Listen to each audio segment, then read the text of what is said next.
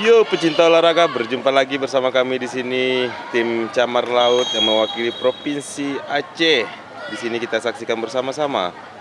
Inilah pemain-pemain dari Provinsi Aceh yang mengikuti liga berjenjang Piala Kemenpora U12. Salah satunya pemain dari berbagai kabupaten. Siken Fau dari Aceh Tengah yang diwakili untuk Aceh. Dan selanjutnya di sini ada beberapa orang lagi, kita lihat bersama-sama. Pelatih yang dipimpin langsung oleh Coach Farhan dan asisten pelatih Coach Ricky. Di sini kita saksikan bersama-sama, sebentar lagi akan mengikuti laga antara Aceh yang akan berhadapan dengan Bengkulu. Jangan kemana-mana, tetap semangat.